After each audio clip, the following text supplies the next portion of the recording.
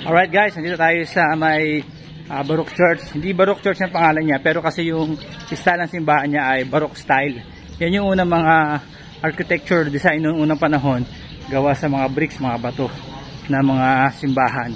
So tignan natin, ipapasyal ko kayo sa lugar na to. Isa to sa mga pinuntahan namin ngayon na nagpunta kami dito sa Ilocos Sur. Ayan yung simbahan, no? Alright, so lilibot ko pa kayo para makita nyo pa yung buong paligid ng simbato, pati sa loob silipin natin. At ito sa may ayun yung highway sa baba. So ayan, ang simbahan ng Santa Maria, na kilala rin bilang Church of Our Lady of the Assumption, ay isang kahangahangang struktura na matatagpuan sa Santa Maria, Ilocos Sur. Isa itong perpektong halimbawa ng Baroque na arkitektura na may kasaysayan at kahalagahan sa kulturang Pilipino. Itinayo noong panahon ng kolonyal na Espanyol. Ang simbahan ay itinayo sa tuktok ng isang burol na nagbibigay ng malawak na tanawin ng buong bayan.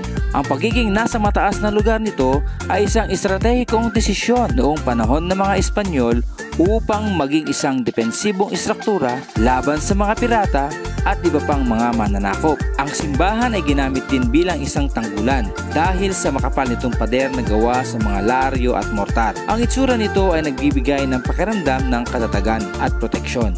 Ang loob ng simbahan ay puno ng magagandang detalye, mula sa altar na dinisenyo ng detalyado hanggang sa mga imahen at relikya na nagpapakita ng kasaysayan ng Katolikong pananampalataya sa rehiyon. Bukod sa pagiging isang lugar ng pananampalataya, ang simbahan ng Santa Maria ay isa ring pamanang pangkultura. Noong 2015, ito ay diniklarang bahagi ng UNESCO World Heritage dahil sa natatanging arkitektura at kasaysayan nito.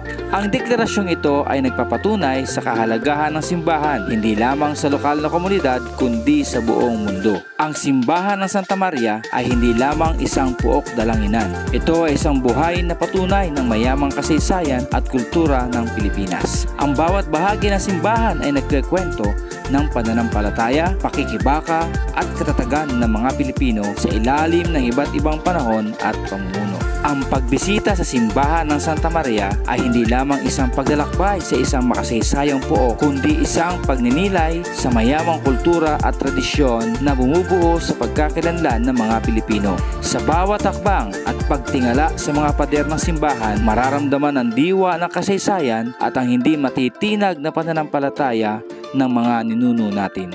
simbahan ng Santa Maria sa bisa ng kautusan ng Pangulo bilang 260 Agosto 1973 na sinusugan ng kautusan bilang 375 Enero 14, 1974. Ang simbahang ito ay pinayag na sa pambansang palatandaang kasaysayan.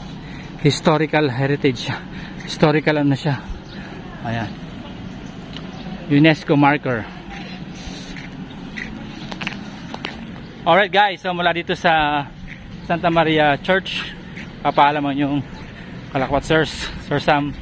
Ingat, God bless everyone. See you on our next video. Bye.